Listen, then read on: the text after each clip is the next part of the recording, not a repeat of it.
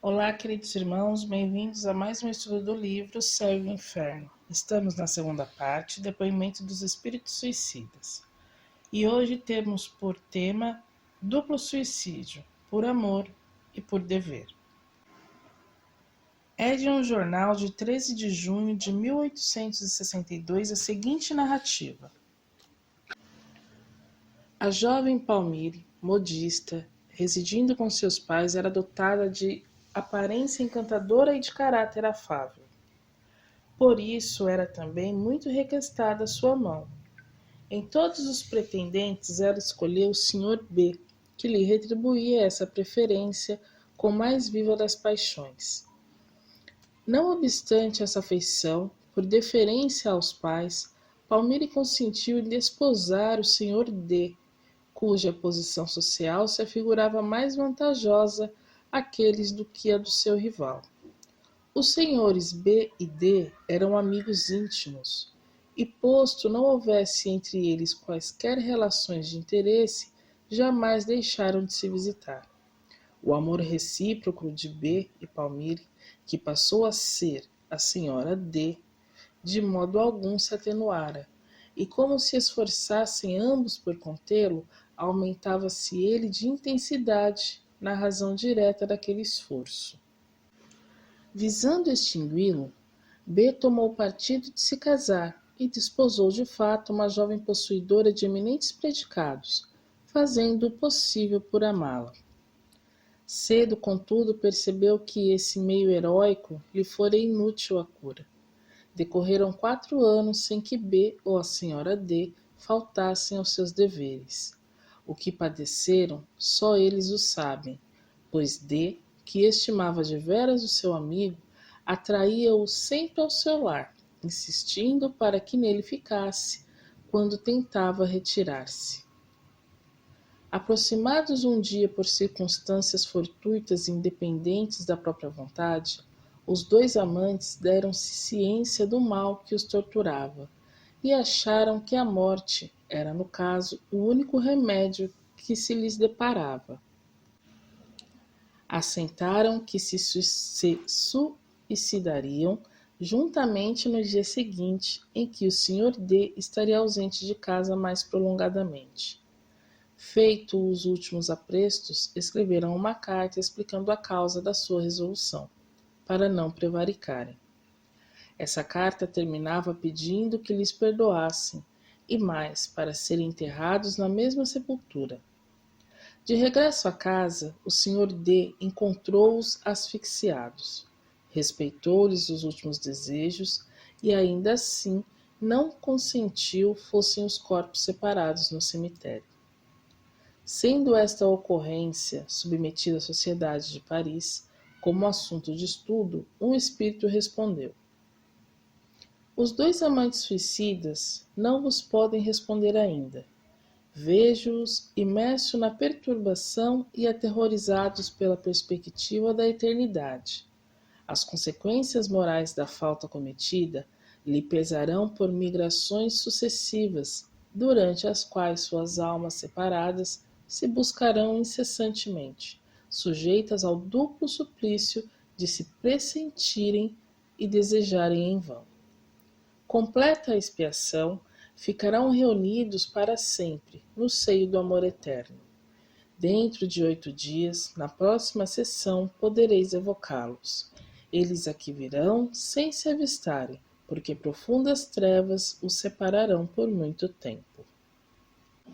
Passados 8 dias, foi feita a evocação da suicida.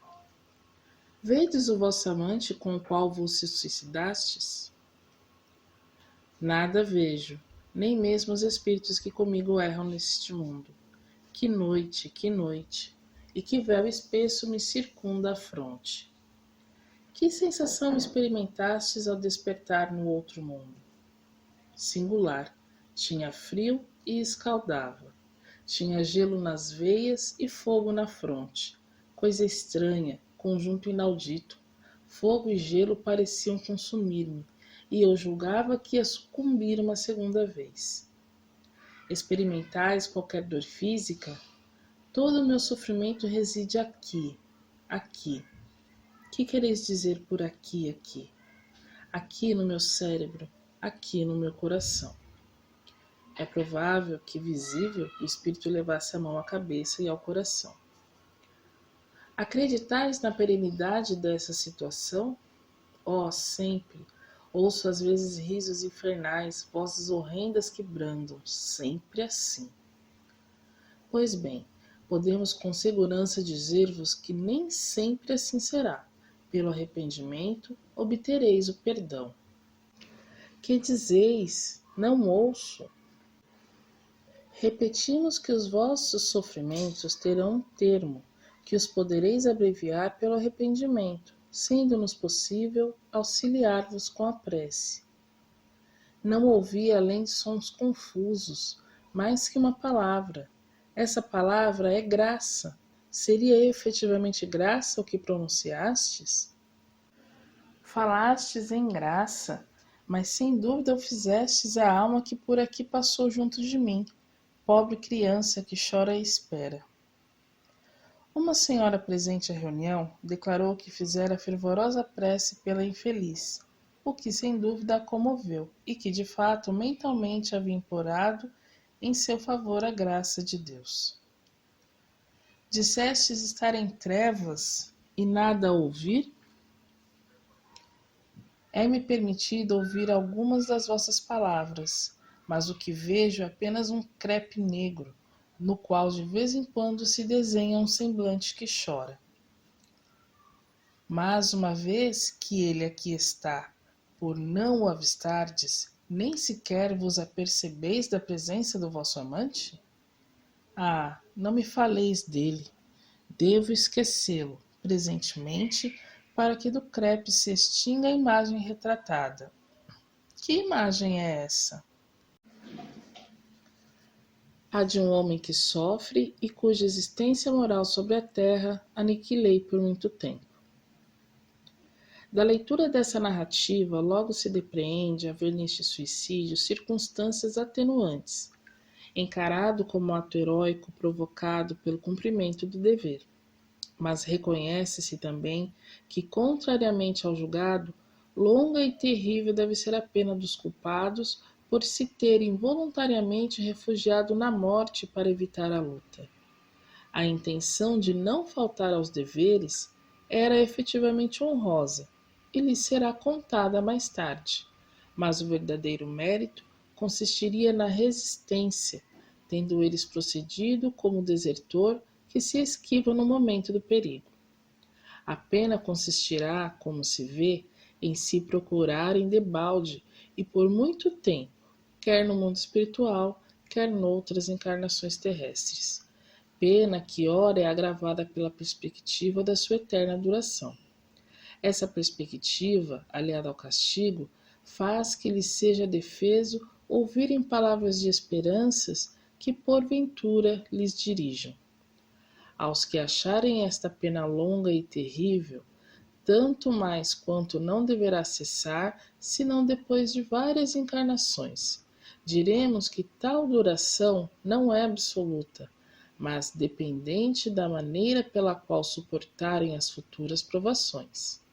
Além do que, eles podem ser auxiliados pela prece e serão assim, como todos, os árbitros do seu destino. Não será isso, ainda assim, preferível à eterna condenação, sem esperança, a que ficam irrevogavelmente submetidos, segundo a doutrina da Igreja, que os considera votados ao inferno para sempre, a ponto de lhes recusar com certeza, por inúteis, as últimas preces. Então, meus irmãos, vemos aqui nesse relato a situação de dois espíritos que se amavam, que por circunstâncias da vida não puderam ficar juntos e que para que não cometessem um erro, não infringissem a lei, por ainda se amarem, mesmo estando casados com outros e sendo do mesmo círculo social, eles resolveram se suicidar. E como cada caso é um caso, né, e existem aí atenuantes, nós vemos pelo relato do espírito da senhora D, que ela está numa perturbação, e vamos dizer que, entre aspas, o castigo deles seriam eles se sentem a presença um do outro, mas eles não se encontram nem no plano espiritual e não se encontrarão também quando voltarem a reencarnar aqui na Terra. Se procurarão, mas não se encontrarão.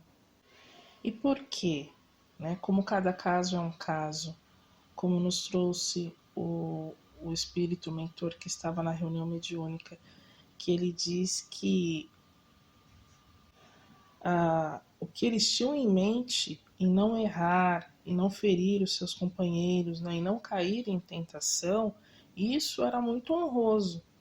Mas o mérito estaria em eles resistir na luta e não fugir dela como eles fizeram, em resistir às tentações, porque tudo na vida tem um propósito, tudo na vida tem um motivo.